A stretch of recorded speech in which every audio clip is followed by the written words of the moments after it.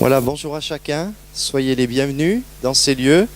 On est très heureux, c'est vrai, de chanter sa parole, bien sûr, de l'ouvrir, et quoi de plus normal, surtout dans cette série de conférences sur la Bible notamment, quoi de plus normal que d'ouvrir ensemble la Bible, l'Ancien et le Nouveau Testament, la Bible transmise une fois pour toutes, afin de savoir ce que la Bible dit, ce qu'elle défend, et de connaître son message. Quoi de plus honnête que de vérifier soi-même en ouvrant l'Écriture, en ouvrant la Bible, pour savoir, mais qui est ce Dieu de la Bible qui se révèle et qui est bien sûr révélé en Jésus-Christ. Quoi de plus honnête aussi d'apprendre que la Bible, comme nous disions jeudi soir, est le livre qui a traversé tous les temps et qui a été le plus traduit, le plus lu, le plus entendu dans des milliers et des milliers de langues. Nous disions jeudi soir que ces 39 livres de l'Ancien Testament et ces 27 livres du Nouveau Testament qui la composent ont pu être traduits dans plus de 2600 langues, en tout cas pour ce qui concerne le Nouveau Testament, sur plus de 6800 langues recensées. Alors, il y a l'ethnie française, l'ethnie française, et puis il y a 6799 autres ethnies.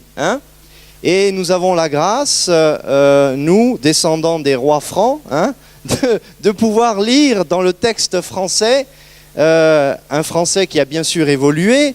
Nous bénissons le Seigneur parce que il y a à peine 5 ans, des hommes appelés les Vaudois ont donné 800 écus pour pouvoir donner à des théologiens et des traducteurs la possibilité d'avoir la Bible dans leur langue. Et ces hommes et ces femmes qui étaient conscients que la Bible pouvait changer leur nation et leur vie ont donné leur trésor pour qu'un certain Olivetan, notamment, travaille à la traduction et à un texte qui puisse être compréhensible. Alors cet après-midi, nous allons ouvrir un texte qui est compréhensible.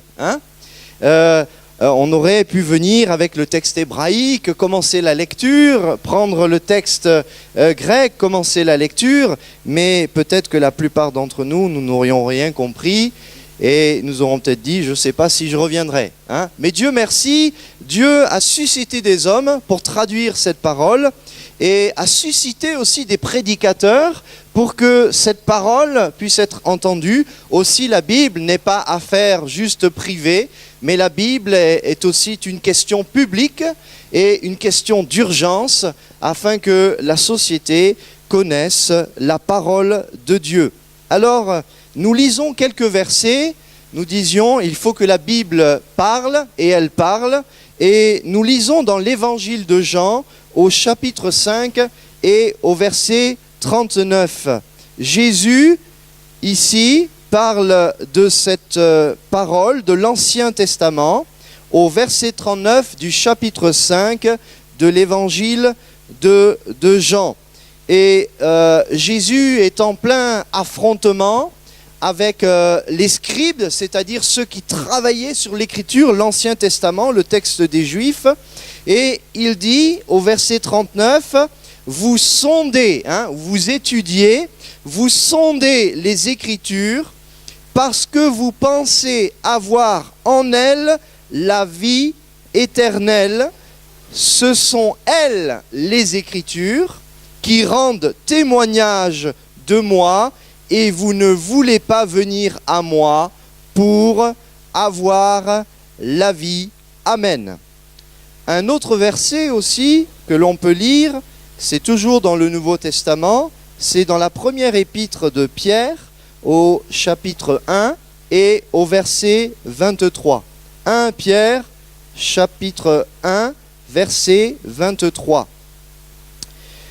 Puisque vous avez été régénérés, non par une semence corruptible, mais par une semence incorruptible, par la parole vivante et permanente de Dieu. Amen. Parole vivante et permanente, d'autres textes disent éternelle, de Dieu. Nous voyons dans la Bible deux expressions frappantes qui font référence au texte et qui donnent à la Bible son autorité. L'autorité de la Bible ne vient pas juste du fait qu'une religion a pu cloisonner un canon en prenant position sur ce canon, mais la Bible elle-même contient des expressions qui ont force d'autorité. La première expression se trouve dans l'Ancien Testament, elle est multipliée dans les textes, c'est cette fameuse expression qui sort de la bouche des prophètes, à commencer par Moïse et d'autres comme le prophète Ésaïe ou comme le prophète Osée. Et l'expression, c'est « Ainsi parle l'Éternel ». Et c'est une expression qui était reprise des décrets royaux de l'époque dans le Moyen-Orient, où lorsque le roi s'exprimait, il disait « Ainsi parle ». Et tous ces administrateurs partaient dans les provinces en disant « Ainsi parle ». Et cette parole ne devait être suivie que de l'exécution et l'obéissance de sa parole. Aussi, le prophète inspiré reprend des expressions que l'homme comprend en son époque, en son temps, et il entend cette voix « Ainsi parle l'Éternel ». Donc, le Seigneur Dieu va utiliser le langage des hommes, et la Bible est dans le langage des hommes, dans la situation des hommes, pour qu'il y ait, à un moment donné, cette confrontation entre la parole de Dieu qui vient jusqu'aux hommes par une parole humaine et ensuite écrite. Elle est écrite, et souvent l'autorité des textes de l'Ancien Testament pourront être approuvés par le commencement de cette expression « Ainsi parle le Seigneur, l'Éternel », avec le fameux tétragramme qui désigne le nom même du Seigneur Dieu. Et puis, dans le Nouveau Testament, Jésus vient au travers ici des textes du Nouveau Testament, et l'expression favorite, n'est-ce pas, de Jésus, c'est « Il est écrit ». Il est écrit. L'autorité de la prédication de Jésus prend sa source dans le texte écrit.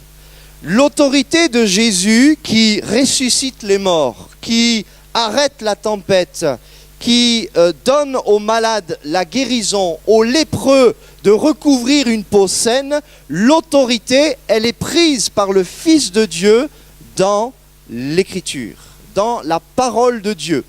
Parce que cette même parole parle de lui. Aussi, lorsque nous lisons l'Écriture, lorsque nous la lisons de la Genèse à l'Apocalypse, ces 66 livres nous présentent, n'est-ce pas, la personne de Jésus dans toute son autorité et dans l'accomplissement de tout ce qui est écrit. Il n'y a rien dans l'Ancien et dans le Nouveau Testament que le Seigneur Jésus n'ait accompli. Ainsi, dans l'Ancien Testament, souvent, l'ange de l'Éternel, cette figure qui annonce Jésus, viendra confirmer l'Écriture. Et dans le Nouveau Testament, la personne incarnée de Jésus révèle ici l'accomplissement de toute l'Écriture et l'accomplissement, en tout cas en grande partie, des prophéties de l'Ancien Testament. Donc cet usage abondant des expressions, il est écrit, et ainsi parle l'Éternel. Finalement, ces expressions sont équivalentes, et on voit que cette écriture, n'est-ce pas, c'est donc ce que Dieu nous a dit, à nous tous les hommes. Ce n'est pas une histoire, le livre de la Genèse, pour des gens du Moyen-Orient. C'est l'histoire de l'homme, c'est l'histoire de Dieu, c'est l'histoire du salut chez les hommes. hein. Et de même, les textes des Actes des Apôtres dans le Nouveau Testament, ce n'est pas une histoire dans le bassin méditerranéen d'un apôtre qui, certains l'ont dit, a pu créer la religion du christianisme. Non, Paul a rencontré Jésus et c'est sur la base de cette rencontre, cette révélation, qu'il a prêché et qu'il a compris les Écritures que lui-même enseignait sans même les comprendre. Donc, l'Écriture, c'est ce que Dieu nous a dit, elle est parole de Dieu. C'est important de le dire, elle ne devient pas parole de Dieu, elle est parole de Dieu, pour nous, aujourd'hui. Elle ne subit pas une transformation qui fait qu'à un moment donné dans l'histoire, l'Écriture a eu un impact et quelques religions, dont la religion chrétienne, sont nées. Non, c'est une parole qui est pour notre temps, qui est de hier et qui va jusque dans l'avenir. La parole de Dieu, elle ne devient donc pas cette parole du Seigneur, elle est parole de Dieu et nous avons besoin de l'écouter, de la recevoir, de la serrer contre nos cœurs. Pour Jésus, donc, la prédication de Jésus repose sur les textes de l'Ancien Testament.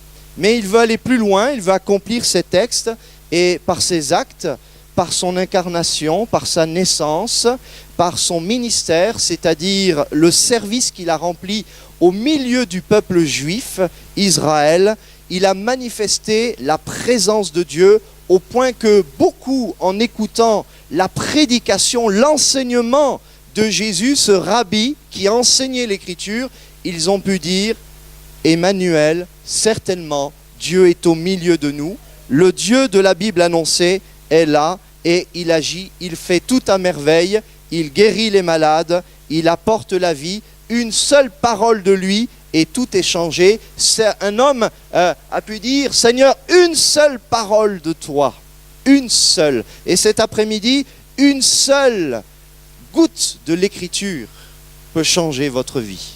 Une seule lettre de la parole de Dieu, parce qu'elle est du Seigneur, parce qu'elle vient de lui, elle peut produire en vous un éclaircissement dans une situation, une espérance ou un début de foi qui va vous permettre de vous confier dans l'Écriture et de croire que cette parole-là, comme dit l'apôtre, c'est une dynamite, n'est-ce pas? C'est quelque chose qui bouleverse et qui change. Je me rappelle cette expérience que nos frères des Gédéons nous avaient racontée lors de leur congrès. Un jour, vous savez que ce qu'on appelle les Gédéons, ce sont des personnes qui distribuent un petit évangile, qui sont connus dans le monde entier, et leur vocation, c'est de faire connaître la Bible. Et ils avaient, dans un train, donné la Bible à un homme qui ne voulait surtout pas la lire, et alors que cet homme avait commencé à la lire et qu'il était à peine au bout de quelques lignes agacé, il l'a jeté par la fenêtre. Hein, ce petit texte, il l'a jeté, il dit « c'est pas pour moi, ce n'est pas pour moi ». Et quelques temps plus tard, on a appris que sur le chemin du rail, n'est-ce pas, quelqu'un s'était avancé et allait se jeter sur les rails du train et il a pu récupérer ce petit Gédéon. Et voyant là comme quelque chose d'assez étonnant, il commence à le lire. Et là, saisi par les paroles qu'il commence à lire, il voit que Dieu est en train de lui parler par des versets bien particuliers. Et à partir de là, une démarche autre que celle de mourir commence en lui. Et il était complètement dans les ténèbres et le rejet de tel homme a produit le salut d'un autre. Je voudrais vous dire cet après-midi que si vous repoussez l'Écriture, si vous repoussez la Bible, certainement le bénéfice qu'elle peut vous apporter, elle ira à un autre, n'est-ce pas? C'est ce que Jésus a enseigné à ses disciples. Si vous entrez dans une maison et que vous proposez la paix, et que la paix de l'Écriture, qui vient de l'Écriture, on ne la veut pas, retirez-vous de cette maison et allez à l'autre maison pour apporter cette paix. Et là où la paix sera acceptée, la paix demeurera. Je voudrais vous dire que lorsque l'Écriture, la Bible est dans une maison et qu'elle est ouverte, la paix vient de la parole de Dieu. La paix est apportée par ce message surnaturel qui a été transmis maintenant depuis plus de 3000 ans et qui court toujours. Beaucoup d'hommes ont voulu faire taire l'écriture. Vous savez qu'à un certain temps en France, on se cachait pour lire l'écriture. On craignait de mourir, n'est-ce pas? Ceux qui se levaient pour prêcher l'évangile, pour annoncer les oracles de Dieu, pour annoncer les textes prophétiques, pour parler de Philippe, d'Étienne dans les Actes des Apôtres, ou bien des disciples de Jésus qui ont cru en Jésus. Ces hommes devaient se cacher et espérer ne pas être attrapés pour ne pas mourir. Et la Bible a traversé le temps. La Bible a surnagé au-dessus des plus grands tourments humains, des tentations les plus grandes, les tentations de pouvoir, d'enrichissement. À chaque fois, la Bible est revenue, n'est-ce pas, pour remettre un équilibre dans la vie humaine et apporter le salut à ceux qui étaient perdus. Nous avons pu lire dans l'évangile de Jean au chapitre 5, verset 39, que nous pouvons lire l'écriture sans même comprendre, n'est-ce pas? Vous sondez les écritures, vous sondez les écritures parce que vous pensez avoir en elles la vie. Mais ces mêmes écritures parlent de Jésus. Et donc le Seigneur ici interpelle les lecteurs et leur dit: mais que cherchez-vous dans l'écriture? Que cherchez-vous dans la Bible? Et laissez-moi vous poser cette question. Si vous lisez la Bible, qu'attendez-vous de la Bible? Vous allez vous dire que la Bible ne parlera que de personne d'autre que de la personne de Jésus. Et donc, allez à la Bible en espérant trouver le Seigneur Jésus, rencontrer le Seigneur Jésus et découvrir le Seigneur de l'Écriture. Car oui, Jésus, c'est le Seigneur de l'Écriture. Voici la différence entre le vrai et le faux Jésus. Car il y a des faux messies, il y a des marchands de rêves, il y a des faux prédicateurs qui invoquent le nom de Jésus, mais combien utilisent la Bible?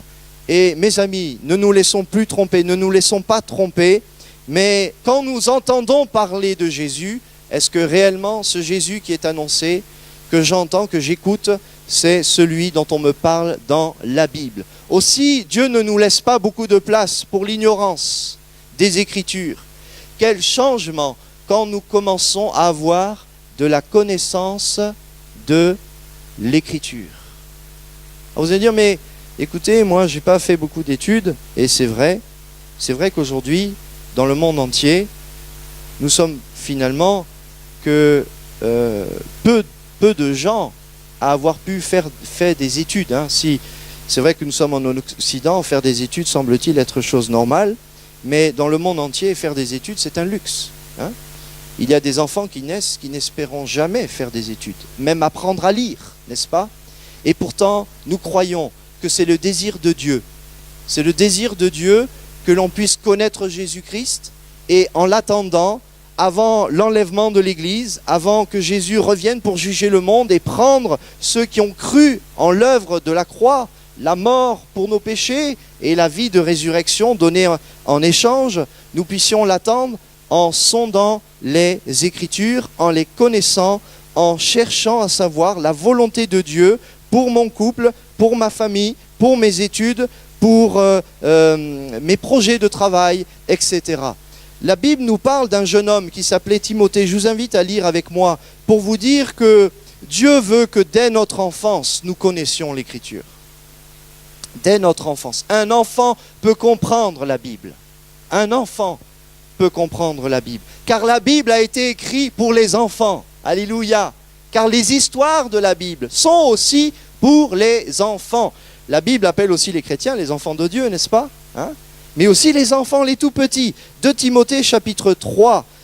Voilà, si vous ne connaissez pas ces textes, faites-vous aider par votre voisin. 2 Timothée chapitre 3, verset 15. Ce texte m'a frappé parce que je crois qu'à Dieu tout est possible. Si vous n'avez pas été habitué à lire la Bible, je crois que l'intention de Dieu, c'est que nous la lisions de manière à sonder, afin de trouver le Seigneur qui donne la vie. 2 Timothée 3, verset 15. Dès ton enfance, tu connais les saintes lettres. Timothée n'était pas un surdoué, c'est son nom, ce jeune homme. Dès ton enfance, un peu avant, il est écrit: toi demeure dans les choses que tu as apprises Car oui, la Bible, ça s'apprend. Et reconnue certaine, c'est-à-dire que dès l'enfance, il y avait quelque chose dans le cœur de Timothée qui lui faisait dire « c'est la vérité ». Croyez-vous qu'il faut avoir Bac+8 pour avoir l'attestation du Saint-Esprit dans notre cœur, que Dieu est vivant, alléluia, que Dieu guérit? Vous ne croyez pas? Un enfant qui prie et qui demande la guérison divine, au nom de Jésus, Dieu lui donne, alléluia. Un enfant qui crie à Dieu parce que son père bat sa mère, vous croyez que cet enfant peut être exaucé? Croyez-vous qu'il doit faire des pèlerinages pour que ses parents soient sauvés? Croyez-vous qu'il doit offrir sa vie en sacrifice pour que ses grands-parents soient sauvés? Non, en lisant l'Écriture, il reçoit la foi, il met sa confiance en Dieu et il crie à Dieu dès son enfance. Oui, Dieu cherche des enfants pour comprendre la Bible, pour l'accepter, que Jésus-Christ est le seul intermédiaire et que nous pouvons nous adresser à lui afin d'avoir la vie éternelle. Car oui, ces hommes qui affrontent Jésus, ils ont sondé les Écritures, mais non avec simplicité, non avec humilité. Mais Dieu demande un cœur d'enfant de s'approcher en écoutant l'histoire de la Genèse. Comment Dieu a créé le monde, c'est très simple, les enfants le comprennent. Dieu a parlé et puis ça a existé. Dieu a dit, la chose est arrivée. Alléluia. La simplicité de l'évangile. Jésus est venu mourir pour nos péchés. Récemment, un enfant me disait, mais c'est très grave, parce que s'il ne vient pas écouter l'évangile, c'est très grave. Un enfant me disait ça. S'il ne vient pas entendre, il n'entendra pas parler de Dieu. Et la logique, c'est, mais s'il n'entend pas parler de Dieu, donc il n'entendra pas forcément parler de la Bible, et donc il n'aura pas de joie, il n'aura pas d'amour, il n'aura pas d'espérance. Car oui, la Bible, en l'écoutant, en sondant le Seigneur qui apporte la vie, cette Bible, elle apporte la lumière dans les ténèbres, et elle change nos cœurs. Alléluia. Parce qu'il y a un message vivant. Je disais jeudi soir que la Bible a une réputation, et j'avais pu citer Napoléon qui disait « La Bible, c'est un être vivant ». C'est Napoléon qui disait cela. Parce qu'à un moment donné, lui-même a été confronté à des choix, finalement, que la Bible nous oblige à faire devant Dieu et devant les hommes. Bien plus qu'une morale, bien sûr, mais une position vis-à-vis de Dieu. Car c'est vrai, si c'est Dieu qui a parlé et qui nous invite, comme les textes de l'Apocalypse nous le disent, à ne pas ajouter à cette parole, car nous nous mettrions en danger, cette même Bible nous attire à Dieu et nous fait connaître le Seigneur de la parole. Alors, pourquoi la Bible a été écrite par plus de 40 auteurs différents sur tant d'années, 1600 ans, Plus de 40 auteurs se sont mis d'accord sur 1600 ans. Mais moi, j'aimerais bien connaître le coordinateur et l'éditeur d'un tel livre. Quelle capacité de travail, Il n'a pas vécu 1600 ans. Quelle machine d'impression!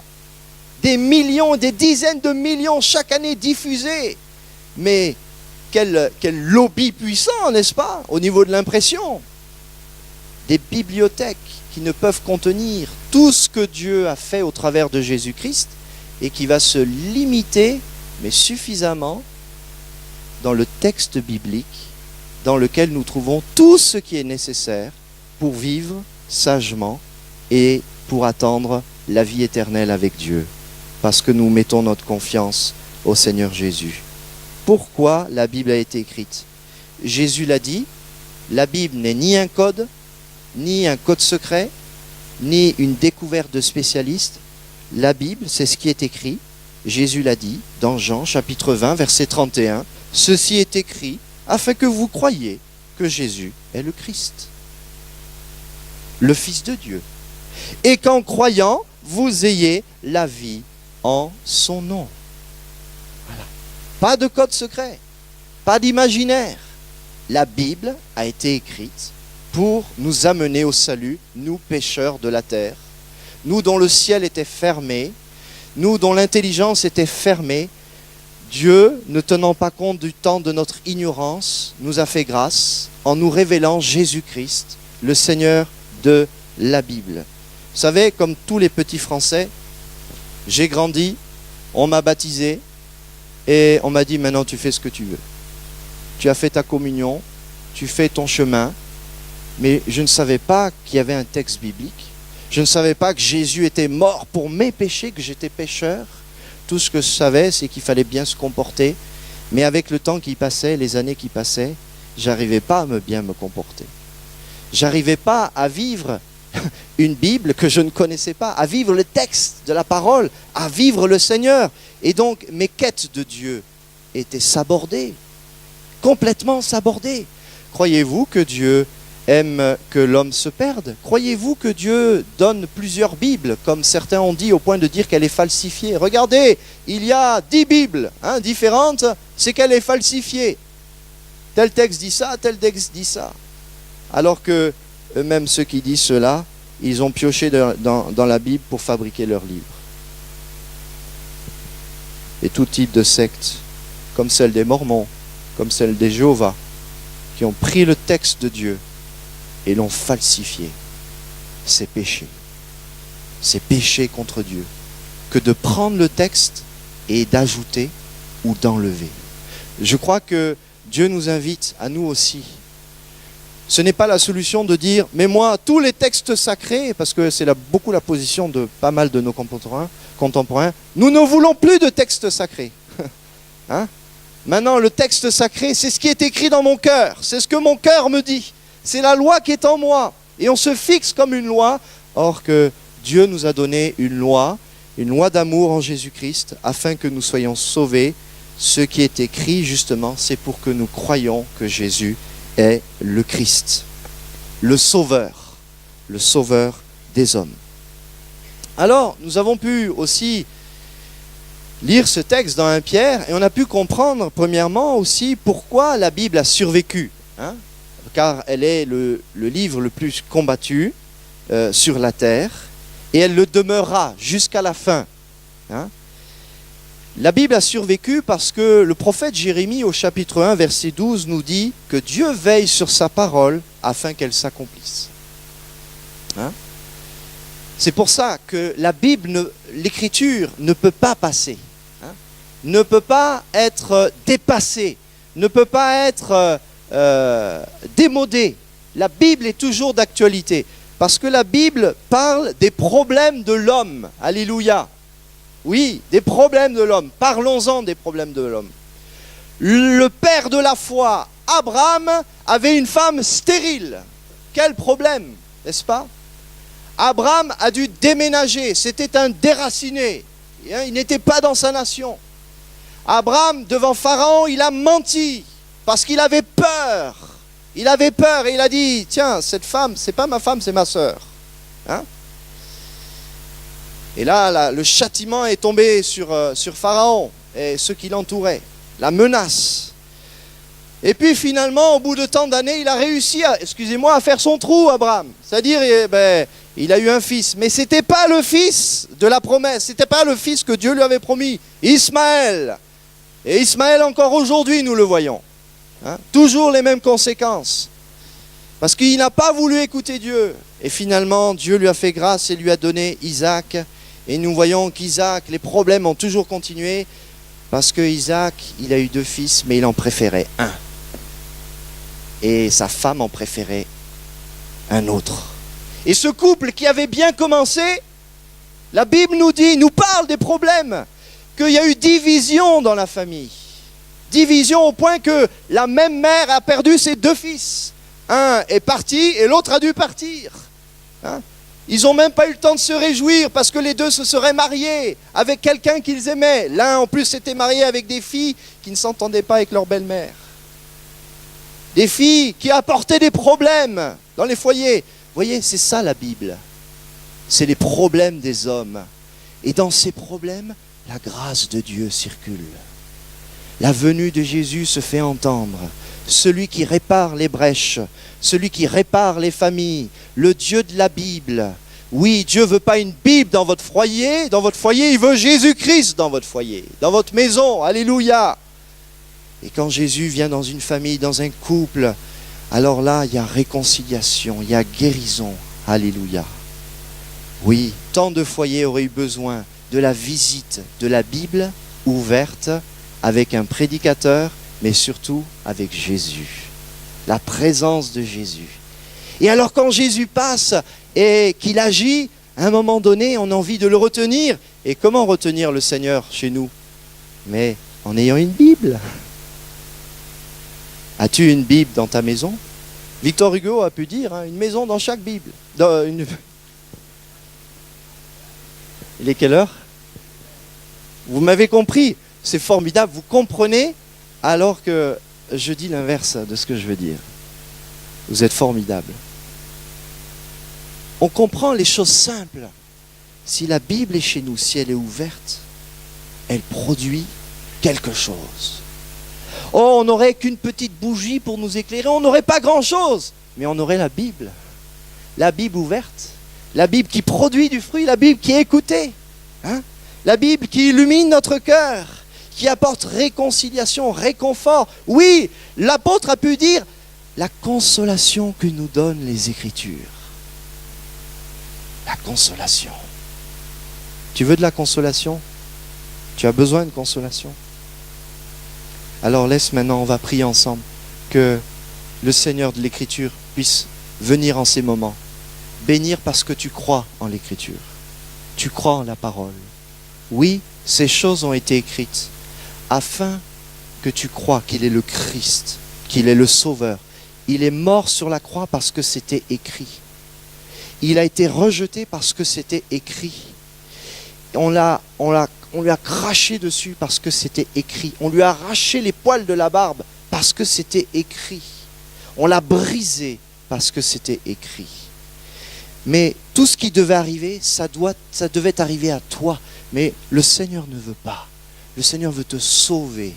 Le Seigneur veut que cette parole vienne jusqu'à toi, qu'elle vienne dans la langue de ton cœur, dans ta souffrance, dans ton désespoir, et que tu puisses dire, je crie à toi, Dieu de l'Écriture, et je viens, toi qui es le centre de toutes choses, je viens et je crie vers cette parole qui est incorruptible. Mes amis, incorruptible. Aujourd'hui, les hommes cherchent le secret de ce qui n'est pas corruptible, afin de demeurer. Mais ce qui n'est pas corrompu, c'est la parole de Dieu. Alléluia. Seigneur et Père, nous venons cet après-midi. Nous venons parce que nous...